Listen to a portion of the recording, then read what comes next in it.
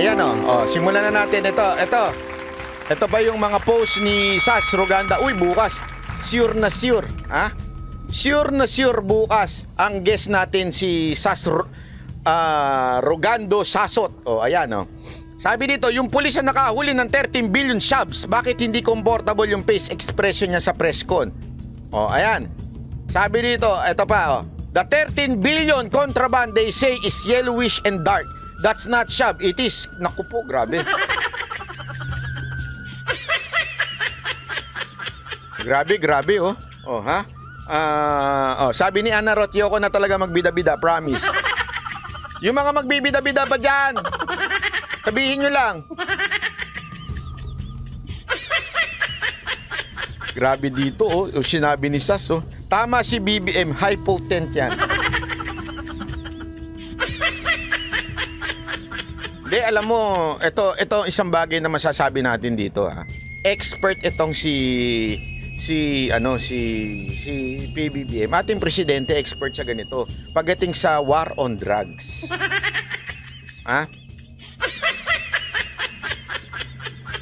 Kaya alam nyo, magaling ho ating presidente pagdating ho dito sa war on drugs. Kaya nga kita nyo, sabi ni Sas, tama si BBM, high potent yan. Alam na alam.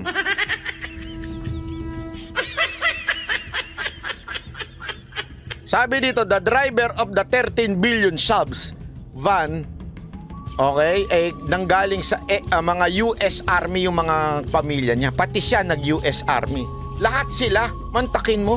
Alam mo ito Makinig kayo mabuti. Alam niyo ho ba na isa ho yan sa mga matataas na bayad sa Amerika? Yung maging ikaw ay sundalo, Army. Marami nga akong kaibigan na ganyan Pagka ang kanilang plano talaga, para makapag-ipon, magsusundalo. Kasi ano lang yun meron lang siyang parang time frame na magsusundalo ka.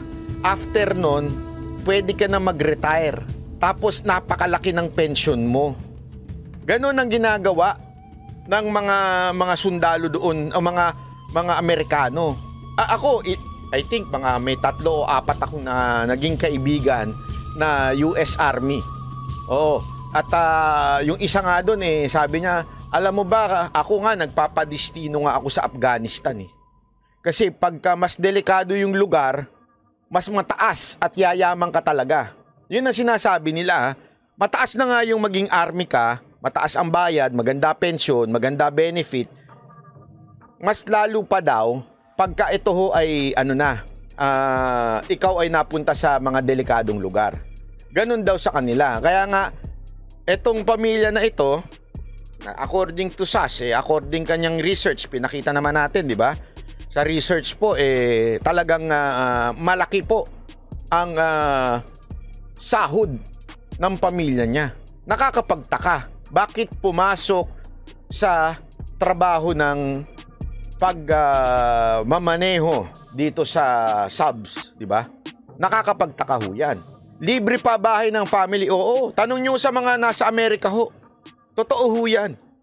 Kaya nga medyo there's something fishy about this. Tapos ipaparent lang daw niya yung kanyang sasakyan ng 6,000. Siya pa driver. Naniwala kayo doon? Mantakin mo, ikaw nang pinarent mo na nga yung van mo. Ikaw pa driver, binayara ka lang ng 6,000.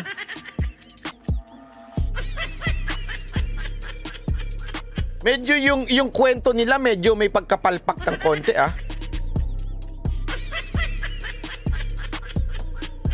Ewan ko nga alam mo, ino-obserba ko yung mga ensimada vlogger, hindi nila may discuss to Alam nyo kung bakit? Kasi suplako sila dito. Medyo palpako yung mga pinipresenta sa atin. Noong una sabi ko, baka naman hindi. Baka naman. Siyempre, ganun tayo Ayoko kagad maniwala sa sabi-sabi. Baka naman hindi palpak tong baka naman talagang totoo itong nangyari. Eto linawin ko ho hindi ko po sinasabing si Pangulong Marcos ang nag-execute nitong plano na ito. Hindi ko po sinasabing si Secretary Abalos ang nag-execute ng plano na ito At lalong hindi ko rin sinasabing may kinalaman yung pulis dito. Okay? Nililinaw ko lang po. Pero ang sinasabi ko lang dito, palpak ho yung nagplano. Sabi ni Jake Arzobal, pag US Armed Force ka, pwede kang lumabas after 3 years, pwede ka mag-aral sa university under GI Bill. Oo nga eh, grabe nga eh. Ito yung masasabi nga natin dito. Merong nagplano nito na palpak at talagang gustong isisi, walang iba kung hindi yung war on drugs policy. Walang S pala. Meron na naman magagalit dyan eh. Mga English, dyan eh. Professor. Nagagalit pag nagkakamali tayo sa English eh. Oh. Di ba ibig sabihin palpak na palpak yung pinapalabas nilang propaganda nila na ito daw ay kapalpakan ng administrasyon ni Pangulong Duterte. Oh. Pero sa totoo lang, ang problema kasi, makinig kayo. Pag hindi totoo, ang hirap maipatsi-patsi yung mga kwento. Alam mo yan ng mga kababaihan. Ang magagaling mo dyan, mga babae. Yung mga babae, alam na alam nila pag yung mga asawa at jowa nila pinapatsi-patsi yung kwento. Hindi na nakatugma-tugma. Alam mo yon? Alam na alam nila pag nagsisinungaling yung mga lalaki. Ganyan o nangyayari dito dahil nga patsi-patsi yung kwento. Tapos nabawasan pa. Ito, nabawasan pa. Tingnan ninyo, ha? Ayan, Sabi pa muna dito, what he is driving might not be Shabs but Coca-Cola. At yellowish daw at medyo nangingitim. Google search nyo, how ang Coca-Cola looks like. And he is not alone. The driver said he is part of a convoy. So, asa na yung convoy? Yan ang tanong. May pinalusot. Yung mga ka-convoy, yung pinalusot, siguro ang nagtawag ng, naku po, Baker. Ang dami mong alam ha? Hindi ko alam yung mga ganyan terminolohiya mo, ha? Ayun, dumating siguro mga Baker, this driver is not ordinary dealer. He is an ex-army. Has athletes, celebrities, and politicians as client in his CrossFit gym in Marikina. Senator Bato, umaksyon ka na. Sana sumagot si Bato dito. Sumagot ba si Bato dito? Itag natin kaya si Bato dito. Naku po. Naku. Mukhang walang sagot si Bato. Umaksyon ka na, huwag umurong ang ayag. Grabe. May CCTV. Nabasa na natin to. Nandito na pala tayo kanina. Ayan. Sorry. Ayan. Ito daw mga packaging na to ay galing sa sugar mills, possibly in Pakistan. Ayan. Any investigative journalist worth their salt could just check which PH company imports sugar deal or sugar or dry feed from Pakistan. And viola. Alasasang viola. Di ba? Ito pa update. Matapos ang inventaryo, PNP at PDEA bumaba sa humigit kumulang 1.4 tons mula sa 1.8.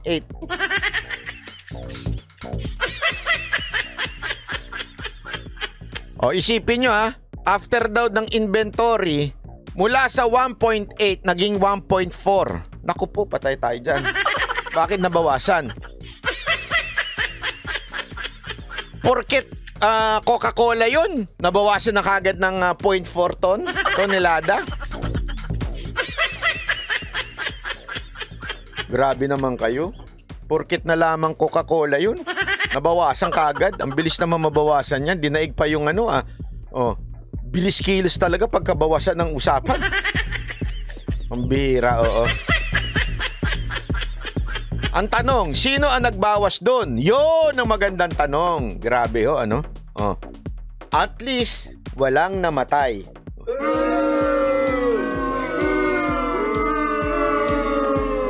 Tuwan-tuwa pa yung mga yung mga ensimada vlogger. Tingnan nyo na, walang namatay.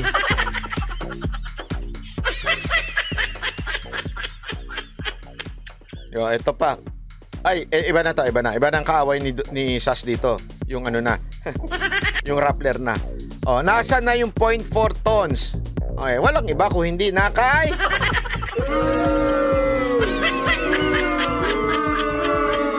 Yan. Wala bang bagong post si Sas? O, tingnan nga natin.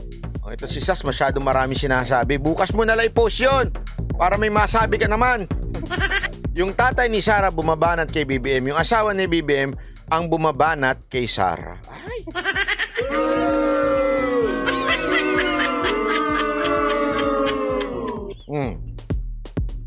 Nako, grabe. Nako, saan ba galing itong mga revelasyon mo? Sas Roganda Sasot?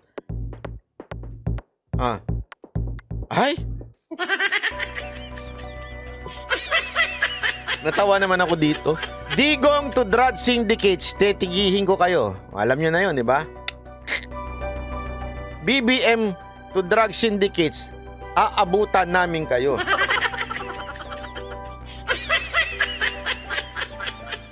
Sabi dito, aabutan can also mean we will give you something. Careful about these words that have double meaning. Oo nga naman, yun ang sinabi ni PBBM sa mga drug syndicates. Aabutan namin kayo.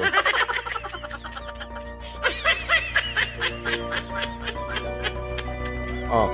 Yung sa gusto mong taasan si Digong, nauwi pa yung bloodless mo sa bloody hell question na saan ang 3 billion worth of shops na nawala in a day sa inventory.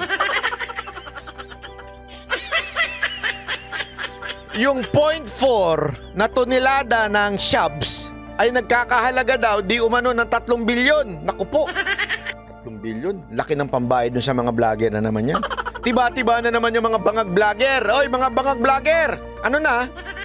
May kinita na naman kayo dito. Kaya wag niyo susuportahan yung mga bangag vlogger na yan, ha? Ay, talaga ba yan? Totoo ba to? Why exactly the president would claim that the shops are worth 13.3 billion, then later on the agency would change it to 9 billion later? What mathematical sorcery is this? Tanong nyo si Thinking Panot. Si Thinking Panot magaling dyan sa mga mathematical eh. Alam mo naman, basta pera, magaling yan si Thinking Panot eh. Diba?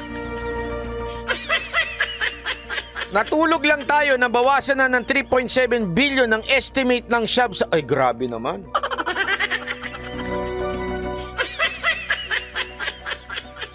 Ay, grabe naman yung mga post mo.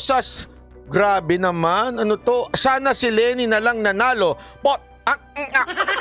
At least, itong si Lenny, what you see is what you get. Itong si depende sa amats niya. Bastos ka talaga, ano? Ay, BBM, I call that a secret agreement. Ay, oo nga, alam mo? Buwelta ni BBM sa Duterte admin. Oh, bakit ako dito? Hoy, ba't mo ako share? Share ka dyan, nakikishare ka. Sandali, bakit mo ako share? Ano sinabi ko dito? Ano ka ha? Oh, wait lang. Ay, grabe. Hindi ka nagpaalam ha? Sabi ni Sas, final na ba yan? From over 2 tones to 1.8, now 1.4. Ano na ba talaga? Alam mo, grabe din ha. Grabe ha. Grabe yung nito ha. 3 billion, daming Ducati niyan. Oo nga eh. Dami ring camera niyan.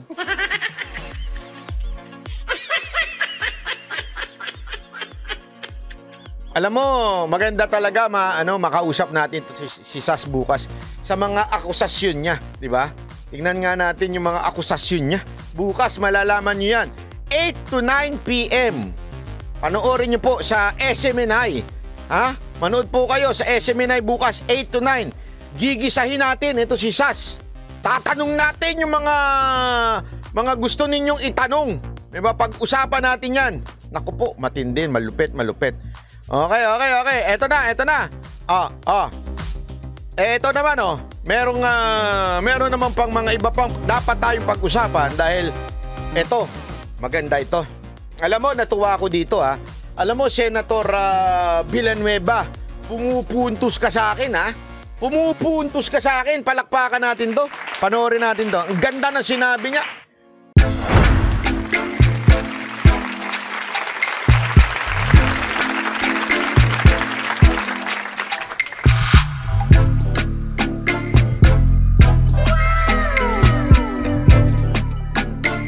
The next performance will start momentarily.